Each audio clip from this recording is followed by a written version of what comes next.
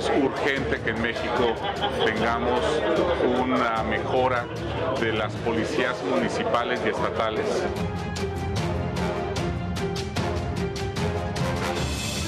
Mejorar la calidad y en el desempeño y aparte la parte también de integridad.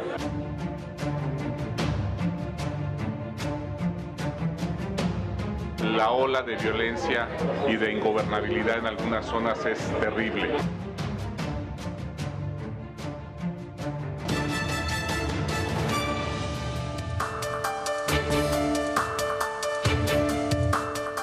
Eduardo Guerrero, usted seguramente lo conoce porque cuando estábamos en Noticiero en la Mañana, en varias ocasiones tuvimos oportunidad de conversar con él, además en otros foros, en muchas otras circunstancias, y él es socio y director de Lantia Consultores y tiene, le diría, consultores, especialista en seguridad pública, y también tiene una columna en El Financiero todos los lunes. Todos los lunes. Quería acordarme del día todos los lunes. Gracias. Eduardo, gracias. ¿Cómo has estado? Encantado. Es un gusto. Gracias por venir.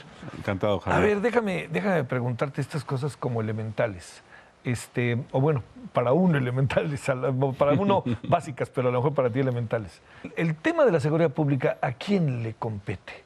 ¿De quién es responsabilidad la seguridad pública en una sociedad? Bueno, obviamente al Estado, tanto a nivel federal, estatal y municipal, ¿no?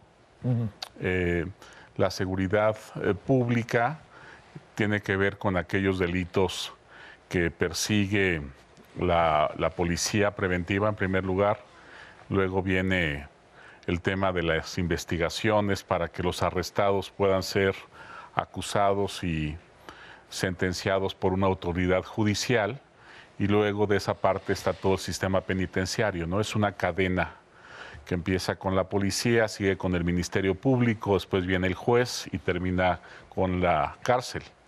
¿Los ciudadanos entendemos todo eso o no? Pues a veces no, ¿no? Sí, pues sí, a veces no.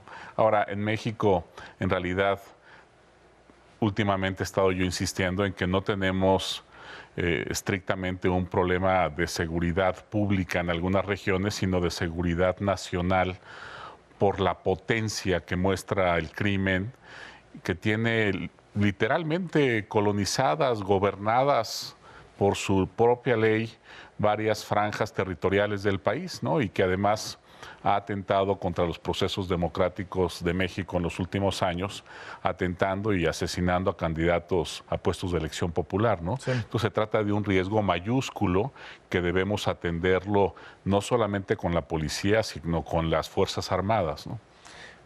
Me ganaste un poco porque te iba a decir seguridad pública para luego colocar el concepto de seguridad nacional. ¿Y la seguridad nacional qué es? Es justamente esa noción en donde ya los daños que se pueden causar no solamente son a ciudadanos, a pequeñas comunidades, sino a la nación en su conjunto, ¿no? Su integridad territorial, sus procesos de gobernación, especialmente su régimen político a través de los procesos electorales, partidos políticos, el derecho que tienen los ciudadanos a votar y que su voto sea respetado. Cuando eso es violado, cuando ese proceso es violentado, entonces se trata de un riesgo, de una amenaza de seguridad nacional, ¿no? Hace un momento ahí platicábamos y me decías, a ver, trata de personas, seguridad nacional. Sí, claro. Huachicoleros, seguridad nacional. Sí, sobre todo estamos hablando aquí de la escala, ¿no? De la gran cantidad de delitos que hay ahorita en México de alto impacto, que les llamamos, ¿no? Que son homicidios.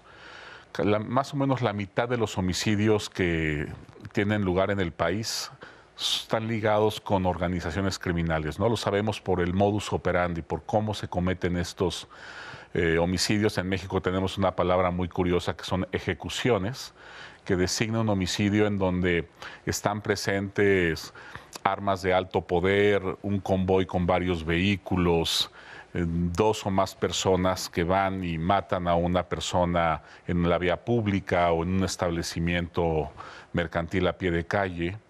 En algunos casos hasta se meten a los hospitales a rematarlos ahí. Esas son ejecuciones. y en México, en algunos estados del país, llegan a ser hasta el 80% de los asesinatos, como en Tamaulipas o Sinaloa, lugares que tienen una gran presencia criminal, ¿no? Sí. En lugares como Campeche, Yucatán, pues son una fracción muy pequeña. Pero digamos, en promedio, más o menos la mitad de los homicidios que se cometen en el país están ligados al crimen organizado. ¿De qué tamaño consideras, Eduardo, ahora que sea el problema, o vamos a mejor a definirlo de otra manera, ¿de qué tamaño crees que sea la cuestión del narcotráfico? ¿Sigue siendo de la misma envergadura que cuando empezó el presidente Peña Nieto, por decirte algo, o cuando empezó Calderón, para hablar de estos años que han sido brutales? Pues mira, el problema sigue, pero ahora está acompañado de muchos otros problemas que no existían antes o que estaban latentes, ¿no? El Calderón dio la lucha contra cárteles, que se trata de organizaciones criminales regionales con una presencia muy extendida en varios estados y cuyo negocio principal es la exportación de drogas a Estados Unidos. Sí. Esos son los cárteles.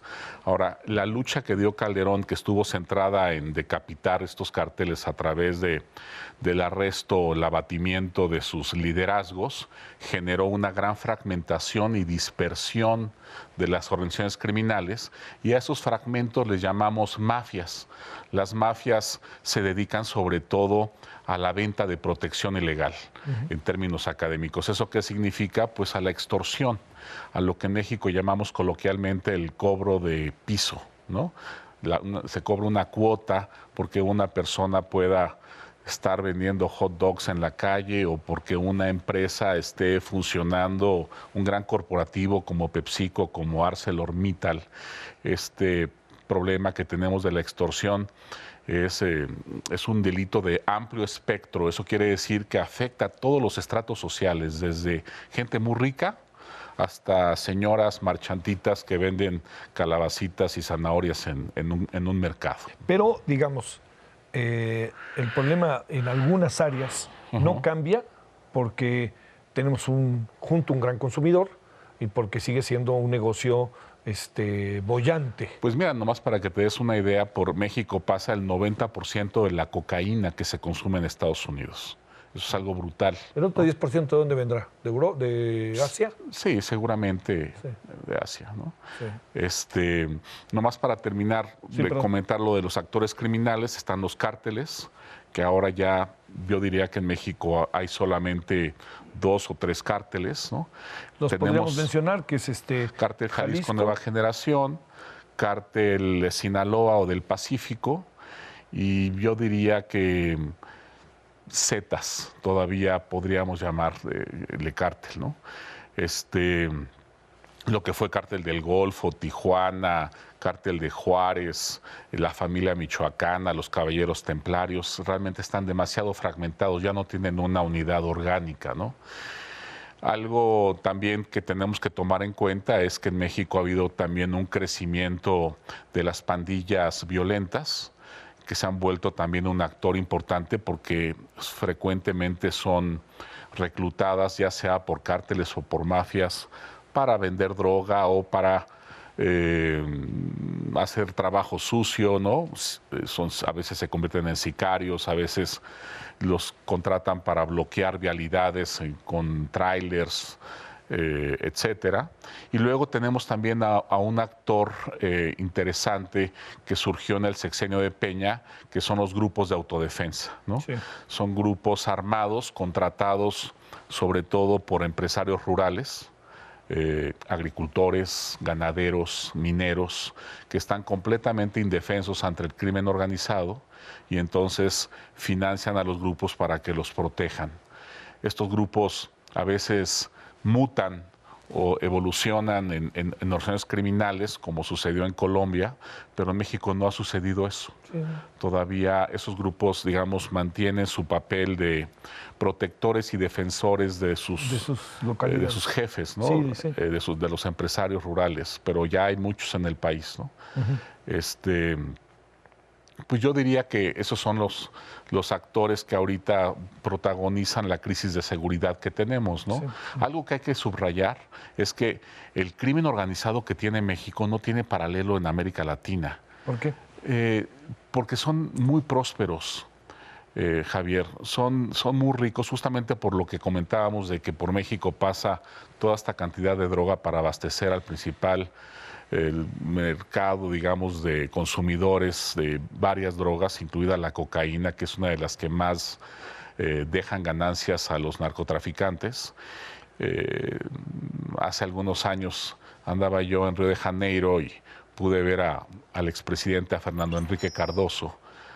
Fui a platicar con él, platicar del narcotráfico, y me decía, no, Eduardo, es que allá en México la magnitud, la escala del problema es mucho mayor que la de Brasil, dijo. Aquí en Sao Paulo, en Río, realmente los jefes de los narcos, pues son gente que tendrá quizás una gran casa, algunos vehículos y vigilantes y quizás una avioneta. No tenemos figuras como la del Chapo, ¿no? A la que se le ha decomisado una cantidad de aviones que parece que equivale a al número de aviones, la flota que tiene Aeroméxico, ¿no? Sí. Durante muchos años, ¿no? Dice, ese es otro nivel. Y esa prosperidad, esa riqueza que tienen, les permite ser muy profesionales.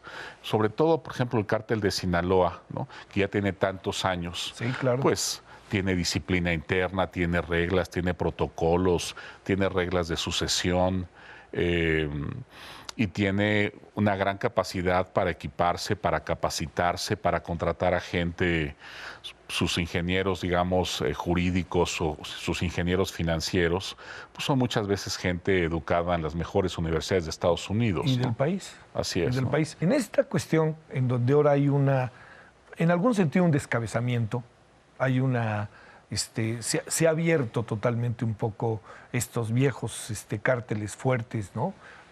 Por mencionar los Arellano, Caro Quintero, todos ellos, que se perdieron. Todavía están ahí, ¿no? Pero hay un caso que me llama mucho la atención, el del Mayo Zambada, que después de tantas décadas, yo creo que debe tener 4 décadas al menos, bueno, se fotografió con Scherer y hasta medio lo entrevistó Scherer. A ver, ¿cómo explicarse que uno de estos logre mantenerse tanto tiempo y el que era su discípulo, que se supone que lo sustituiría, está ahí en Nueva York, ahorita le van a cantar en cualquier momento la cadena perpetua, ¿no? Sí. Bueno, ahí claramente al Chapo le ganó la coquetería, ¿no? Con una muchacha, ¿no? Y eso lo puso en riesgo. Y Mayo Zambada se ve que es un hombre extremadamente cauto, prudente, frío, que toma todos los cuidados, ¿no? En fin, mira, esto que platicábamos también hace un momento de la decapitación de los cárteles y del arresto de los líderes, cuando es eficaz, Javier, es cuando haces un trabajo de inteligencia, tienes identificada toda la cúpula, no solamente a 1 o 2 que son medio famosillos, porque justamente salen a fiestas, les toman fotos, andan con muchachas guapas y tienen coches bonitos. Y ahora salen en la serie Narcos. Exactamente, ¿no? Sino hay mucha gente en la cúpula que es muy importante en la conducción de los cárteles, en la estrategia, pero se mantiene completamente en la penumbra, porque ellos saben que el fin de un capo inicia en ese momento en el que su foto se hace pública, en el que su identidad se hace pública. Ahí inicia, digamos, su caída, ¿no? A veces se prolonga muchos años, a veces es corta, pero ese es el primer, digamos, paso para que un capo caiga, ¿no? Lo que no hemos podido hacer en México es infiltrar a los cárteles.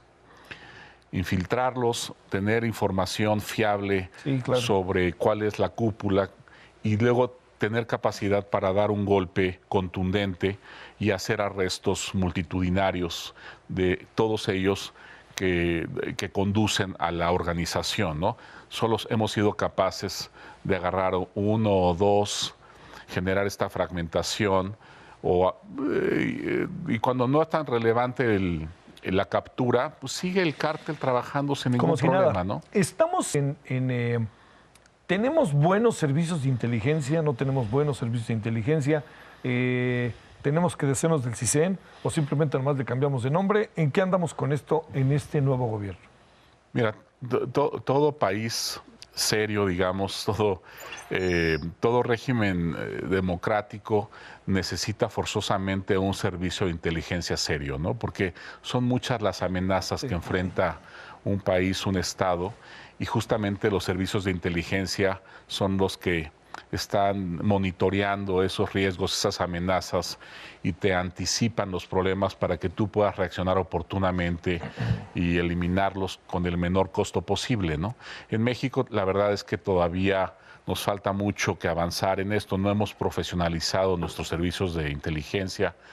El CISEN, pues, es de lo mejorcito que hay, pero la verdad es que es muy frágil su servicio civil de carrera, ¿no? Tiene ahí varios defectos, las reglas que permiten que el jefe pueda correr y pueda nombrar a sus cuates en la organización. O sea, no hay una profesionalización. No, y ha pasado que muchos directores del CISEN se van y se llevan con ellos a los mejores elementos del CISEN que han sido formados durante muchos años, y obviamente pues eso es una pérdida de capital humano para el CISEN. Hay que volver a armarlos, hay que volver a hacerlo, que tampoco es tan fácil, ¿no? A ver, en esta parte te diría que sé que una vez lo platicamos, sé que has estado haciendo artículos, investigaciones, estudios. ¿Sí o no Guardia Nacional o qué? ¿Cómo le hacemos siendo que el presidente considera que esta Guardia Nacional lo que puede hacer es al menos atemperar el problema de la inseguridad, puede tener una presencia en todo el territorio nacional, en fin? Mira, para entender cabalmente la propuesta de López Obrador, yo creo que lo primero que tenemos que tener en cuenta es que ya llevamos 12 años tratando de fortalecer y mejorar a las policías. Y esa mejora pues no tiene, digamos, para el dinero que se le ha invertido y el esfuerzo, resultados importantes, ¿no? Hay algunos casos aislados de policías muy buenas, como la de Tijuana, que ya se echó a perder, por cierto, pero que fue muy buena en algún momento. La de Juárez. Netza, por ejemplo. Juárez también ha mejorado. Monterrey, sobre todo la estatal de Nuevo León, ¿no? Entonces, estamos continuamente, digamos, creando y destruyendo corporaciones policiales locales, ¿no? El país, pues, tiene más de 2,000 municipios, y entonces tener 7, 8 o 10 policías municipales buenas, pues no es tampoco un gran logro, ¿no? Y si vemos además cómo ha crecido el crimen en los últimos años, sobre todo a partir de 2014, pues ya rebasamos los peores niveles de Calderón y la cosa se ve que va a seguir para arriba, ¿no? Sí. Entonces, yo entiendo y concibo esta propuesta de la Guardia como un manotazo en la mesa del presidente, una especie de ya basta, ¿no? En donde tenemos que aprovechar a una fuerza de 300,000 elementos que trabajan en las Fuerzas Armadas, ¿no? 225 en Sedena, 75 en la Armada de México, en la Marina, y la Policía Federal, fusionarla a estos cuerpos, sobre todo a la Guardia, en donde se quiere fusionar a la Policía Naval, a la Militar y a la Federal, y entrenarla y dirigirla con disciplina militar, con la jerarquía militar, con la estrategia y el despliegue tipo militar, para ver si así podemos enfrentar a estos grupos en las zonas donde tienen mayor poder de fuego, ¿no? Ahora, ¿cuáles son las ventajas de la propuesta? Bueno, primero, que fusiona a varios cuerpos que están dispersos y en un momento de crisis, pues te mejora la coordinación de esos cuerpos. Segundo, hay un tema de racionalización presupuestal. Estás un poco aprovechando toda la infraestructura que ya está establecida y construida para los militares, que, por cierto, la cantidad de cuarteles que se han construido en los últimos años, no solamente por cierto con dinero del gobierno federal, sino muchas veces con donaciones de empresarios o también lana de gobiernos estatales y municipales, que con tal de tener a los militares cerca, han estado dispuestos a invertir mucho dinero. Entonces, ahí ya tenemos también una infraestructura hecha, ¿no? Establecida. Los policías federales, no sé si te acuerdas, ¿no? Sí. Ahí andaban viendo en qué hotel los aceptaban. Sí, y luego con las deudas, ¿no?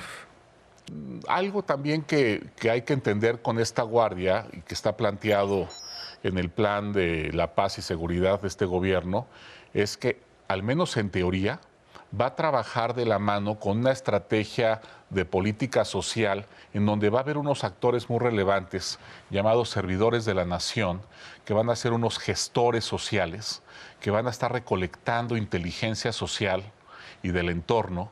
Esa inteligencia va a fluir por canales a los centros de inteligencia federal, al CISEN, a la Guardia Nacional, y con esa información, al menos en teoría, van a armarse las intervenciones para que sean mucho más eficaces y haya mucho menos daños colaterales, ¿no? Entonces, digamos, este esquema me parece interesante, me parece novedoso, y frente a una crisis de esta magnitud creo que puede tener resultados, ¿no? Hay gente pues que está muy enojada porque dicen que se militariza el país. ¿Se militariza o no, Eduardo? Sí, claro que se militariza, pero la verdad es que ya estamos militarizados desde hace rato. Ahora simplemente me parece que hay un rejuego de estos elementos, una combinación, una fórmula distinta de actuación, en donde tratas de concentrar tu fuerza para hacer más contundente la intervención y realmente tener éxito en la confrontación con los grupos criminales, y con este tema muy interesante y novedoso de la inteligencia social, ¿no? Sí. De tener esa información en territorios donde estos ¿Quiénes son esos servidores, los servidores de la nación se llaman, ¿no? Es una red de gente que ha sido reclutada por el gobierno, y me parece que seguramente va a crecer con este tema de los ninis, ¿no? De los jóvenes que van a trabajar también para la implementación de programas sociales. O sea, me parece que su trabajo formalmente... Entonces, no caigamos hoy, Eduardo, en la vida de los otros. ¿Te acuerdas, no? En aquella película alemana. Sí, claro. Que no tengamos a los orejas y todo el mundo sean orejas y orejas y orejas. Bueno, esa es una modalidad distinta. Ese ya es como... Son espías en forma, ¿no? De un centro de inteligencia, la Stasi, y en Alemania Oriental, que quizás tuvo el mejor, la agencia de inteligencia de toda Europa del Este, incluso sí, claro, de la Unión Soviética, ¿no? Eso era demasiado profesional. Oye, a ver, déjame plantearte el presidente dice, ya no hay guerra, y el presidente dice, no vamos a ir por los capos. ¿Qué piensas de esto?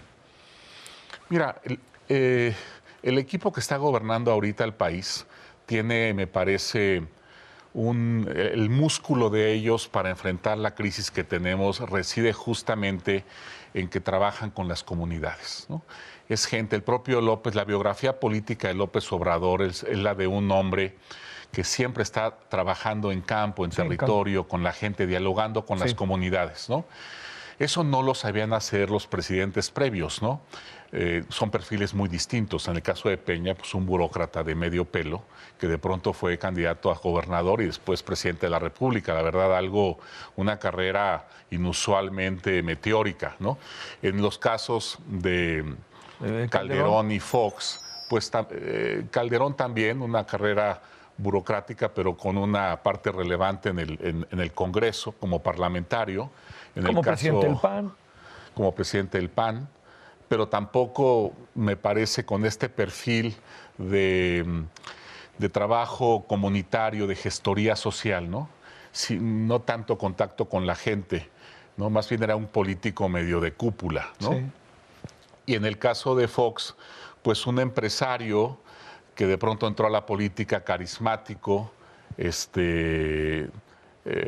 audaz, ambicioso, con un déficit ahí en términos de educación formal, pero con muchas ganas de hacer cosas y en un momento también muy difícil de transición, ¿no? Zedillo y Salinas, pues me parecen mucho más formados académicamente, pero también los dos son políticos de escritorio, ¿no? Acá estamos hablando de un político más genuino, de un político más para una democracia, que es este político que va y que hace conexión con la gente. Entonces, me parece que él y su equipo, si echan, si trabajan esta cualidad y esta habilidad que tienen en pos de mejorar la seguridad, podemos tener resultados positivos, ¿no? Yo prefiero pensar así, ¿no? Que está diciendo que todo se va a ir al caño, ¿no? No, yo también. Hay que darle una oportunidad a este Porque gobierno. realmente sí es una estrategia diferente. Sí, claro. Sí, ¿no? ¿Hay que ir tras los capos o ya no? Sí, pero ojalá pudiéramos justamente con esta información ahora que vamos a tener de campo, con estas redes de gestores, pues tener mucho más eficacia, ¿no? Algo que sucedió y que podría suceder en el futuro, no es para darte un ejemplo, en Michoacán, cuando el doctor Mireles y todos los grupos de autodefensa fueron, ocupando municipios en Michoacán, persiguiendo a la familia michoacana, a los caballeros templarios. Toda esa gente, Javier, que iba con Mireles y con los otros líderes de las autodefensas, sabían muy bien detrás de quién iban. Cuando iban a entrar a Patzingán, al gobierno federal le quedó muy claro que los iban a masacrar, porque ahí era, un centro, de trabajo de los caballeros templarios, donde tenían mucho armamento, mucha capacidad ofensiva. Ahí llega el ejército y le dice a los grupos de autodefensa, ¿saben qué? Aquí voy a entrar con ustedes, pero no se vayan. Acompáñenme y por favor díganme dónde vamos, dónde están las casas de seguridad, cuál es la identidad de los líderes, y con eso yo puedo hacer mejor mi trabajo, porque yo no tengo esa información. Entonces ha sido una conjunción, una combinación muy virtuosa de la fuerza del ejército y de la información de la gente, de la comunidad. Y por eso fue tan realmente sencillo acabar con los Caballeros Templarios, una organización muy fuerte, muy sólida, muy cohesionada, en unos pocos meses. Fue algo increíble por este asunto único, extraordinario, de la conjunción de la fuerza del ejército con la inteligencia social de la comunidad, ¿no?